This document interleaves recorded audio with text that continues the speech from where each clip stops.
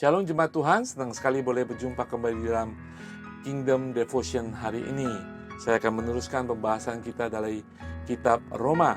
Secara keseluruhan, kitab Roma adalah presentasi Injil Rasul Paulus kepada jemaat yang ada di Roma pada waktu itu, di mana dia belum pernah ke sana dan dia akan ke sana.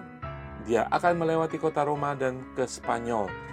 Dia ingin mengatakan, ini loh pengertian saya tentang Injil yang diajarkan Yesus Kristus. Sehingga seluruh kitab Roma ini dari ayat-ayat awal menjelaskan bahwa siapakah kita ini tanpa Kristus, siapakah kita ini hidup di dalam keberdosaan manusia yang tidak bisa menyelamatkan diri sendiri, dan kita perlu Injil untuk menerima kasih karunia.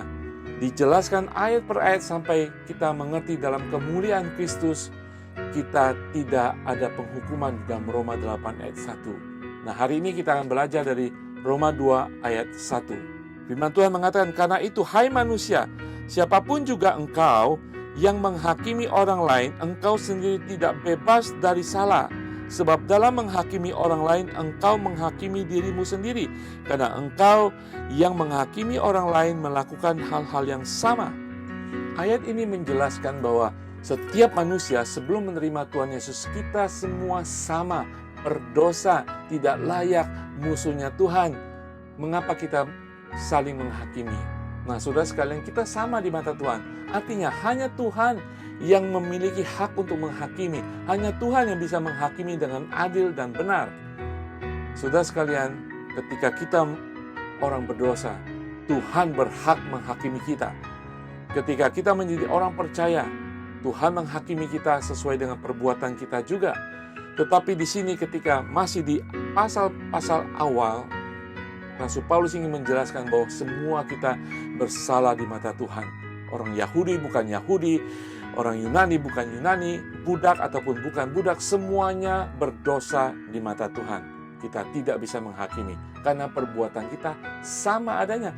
Keadaan kita sama, status kita sama di bawah belenggu kerajaan kegelapan.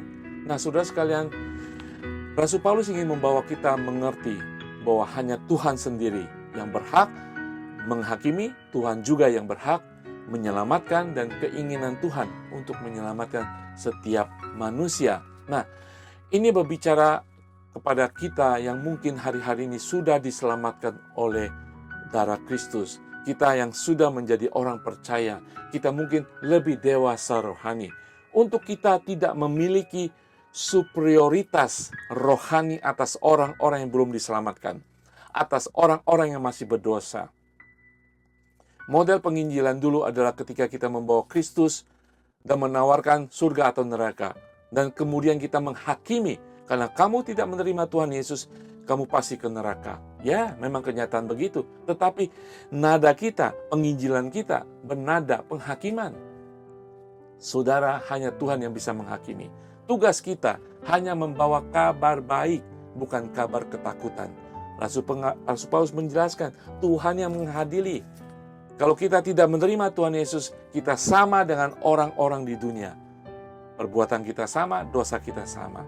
Jadi, ketika kita menjadi orang percaya, saudara sekalian, jangan menjadi sombong rohani, bahwa saya lebih pintar, saya lebih suci, saya lebih tahu, saya lebih dekat ke surga.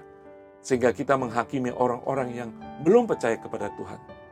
Mari kita membawa kabar baik dan hanya kabar baik. Sehingga sama dengan kita, nanti mereka juga dibebaskan dari penghukuman di dalam Yesus Kristus.